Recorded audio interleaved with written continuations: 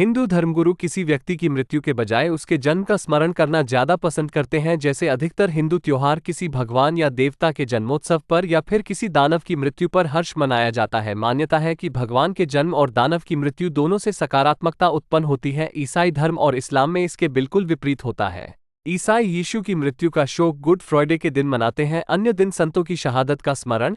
शिया मुस्लिम मोहम्मद पैगंबर के दामाद की शहादत का शोक मुहर्रम के दिन मनाते हैं। हिंदू धर्म में जन्म को शुभ और मृत्यु को अशुभ माना जाता है। रामायण महाभारत से ज्यादा पूजनीय है क्योंकि इसमें राम का जन्म वर्णित है, जबकि महाभारत में कृष्ण का जन्म वर्णित नहीं है। भागवत पुराण जिसमें कृष्ण का जन्म वर्णित है, इसलिए और भी महत्व दिया जाता है। सभी धर्मों में मृतकों को याद किया जाता है। ईसाइयों में ये ऑल सोल्स डे के दिन, जबकि हिंदू धर्म में पितृपक्ष में उनके लिए अनुष्ठान किए जाते हैं। ईसाई और इस्लाम धर्मों में मृतक अपना पूरा जीवन जीते हैं और कयामत के दिन की प्रतीक्षा में कष्ट भुगत रहे होते हैं, जबकि हिंदू धर्म में मृतक पुनर्जन्म के लिए रुके होते हैं। इस्लाम और ईसाई परंपराओं में मृत्यु को दिए गए महत्व के कारण कब्र स्मारक बनाए जाते हैं, लेकिन हिंदू समाज में मृतकों के अवशेष घर में या घर के पास नहीं रखे जाते क्योंकि मृत्यु से जुड़ी हर चीज अशुभ मानी जाती है।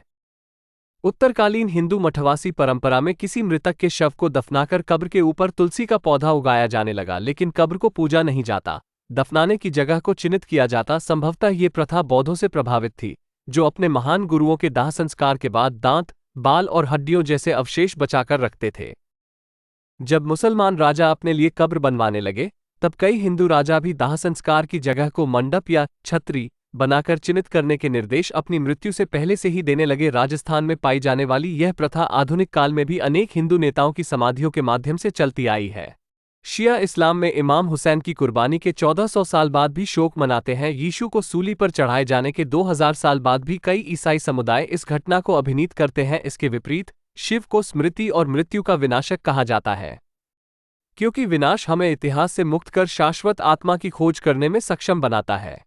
हिंदू धर्म में मृत्यु की स्मृति विकास, बुद्धि और मुक्ति में बाधा डालती है। मन मृत्यु के भय में उलझ जाता है और इन उलझनों को केवल योग से सुलझाया जा सकता है। इसलिए हिंदू धर्म में सलाह दी जाती है कि अंतिम संस्कार से लौटते समय शमशान घाट की ओर मुड़कर न देखें।